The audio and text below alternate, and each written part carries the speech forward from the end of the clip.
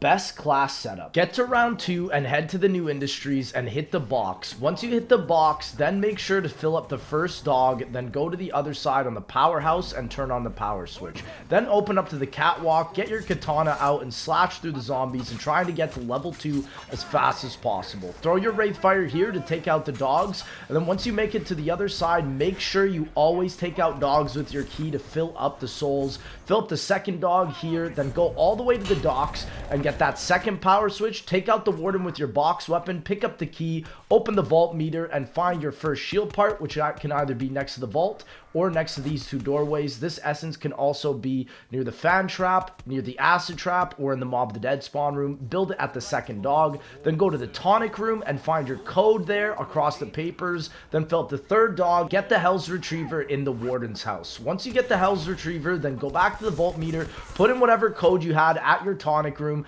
and then go to the docks, use another shield charge on the vault meter, grab the skull. Once the net is over the box, use your Hell's Retriever to grab the spoon. Now, once you get the spoon, you're going to want to go back to the mob of the dead spawn room, grab that skull, then whip out your katana to respawn all these enemies at CD Street while also trying to get the monkey bomb. There's a monkey bomb here. Once his forehead turns red, then you could throw the Hell's Retriever at it and then go pick up the monkey bomb at the blood of the dead spawn room. Now, with the monkey bomb, you're going to want to go and spawn in a Brutus by getting the pack punch open. Go back to the warden's house once the Brutus is spawned in, spoon knife the door, and then throw the monkey bomb. And if it's lighting up like this, then you've done it, and the Brutus will destroy itself and then unlock the new area. Grab the orb on the desk and then activate the warden. Now you're gonna have to grab the Hell's Retriever back and then go and grab all the rest of the skulls. The one is back up at Pack-a-Punch area. Go place the first skull at Richtofen's laboratory at the blood of the dead spawn, then activate the Chronorium, and then this skull is right outside of the blood of the dead spawn.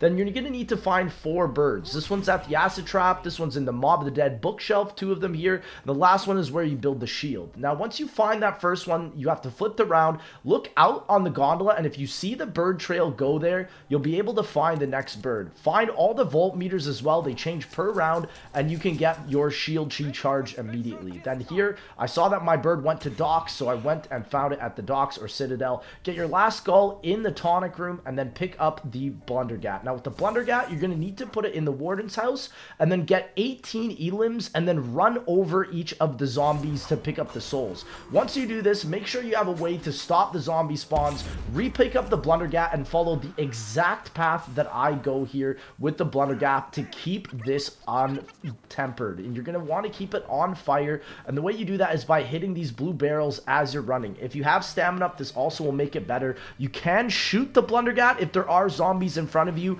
but do keep in mind you only have 5 shots total, so remember to do this either mid-round or when you have a chance. And then once you've done this and bring it back all the way to the new industries part, make sure you hit the box here because you're going to want to grab the upgraded shield. And there's a cool glitch that you can do where if everybody throws the Hell's Retriever at the same time, they can all get the upgraded shield. But once you get that, put it in there, grab it, and then as well do it here. And this is what I mean with the upgraded shield. Shock the lock, and if everybody throws the Hell's Retriever at the exact same time right now, then you'll be able to get it, the upgraded shield. Everybody will, which is cool. Then find your next bird, which should be in the mob of the dead yard area, and then you're gonna need to find the 4th bird. If you have trouble, I have a guide in the link in the description. Spawn in 872 and activate your temporal gift to allow yourself to have a longer zombie blood. Run back up, look through the shield visor area. You won't be able to see this bird, but you'll be able to see a white spark. Throw the Hell's Retriever, grab the Chronorium, bring it back to the warden, and now you're gonna need to do 6 challenges. Activate the warden's book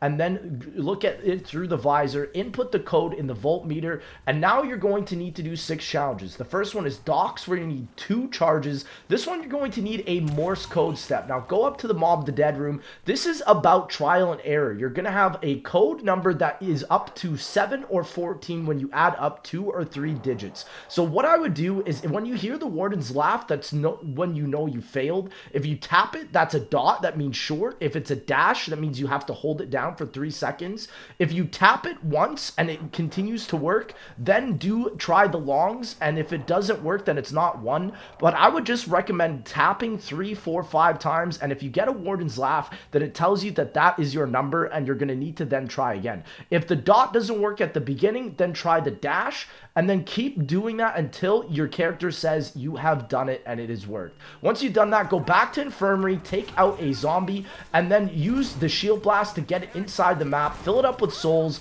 Then you need to follow exactly where it brings you, where I am right now. You're going to need to bring it to the gondola, right down back to the docks area, and the best way to do this is with the specialist weapon.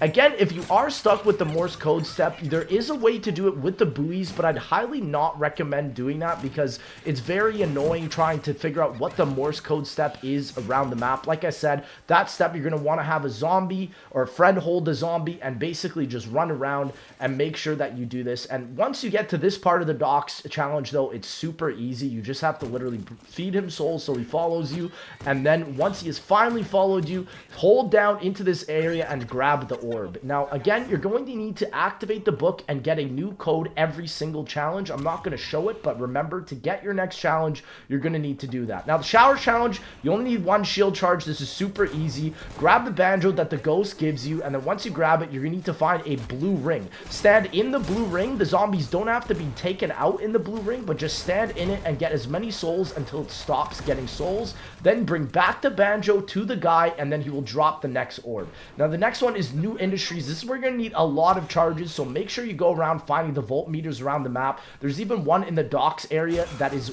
outside of the map, so make sure you get that. So go to the Mob the Dead room, pull out your sword, respawn the zombies, or just take out a zombie here, and then literally shock him, and then you're going to need to follow this dude and shock him 4 times and charge him with the key. He is going to be chasing after a zombie or a ghost zombie at New Industries. So you're going to need to keep shocking him and electrifying him with the key, and you're probably going to run out of charges, so you're going to need to get zombies midway through. But he's always going to come back to the catwalk area, and you'll know you've done it once he sort of hunch forward and all red. Now once he's at this point, run quickly back to New Industries, and you're going to need to activate the trap once he's there. And then he's going to go inside the trap and die, and he's going to drop the red orb, and that is the New Industry challenge, and you'll be able to pick up the orb, and you have finished it right there. Now the next challenge is also another easy one. This is Michigan Avenue. You only need 2 shield charges. Shock the charge there, and then also you're going to need to take out 1 zombie here in the cafeteria. Once you've done that, shield charge here,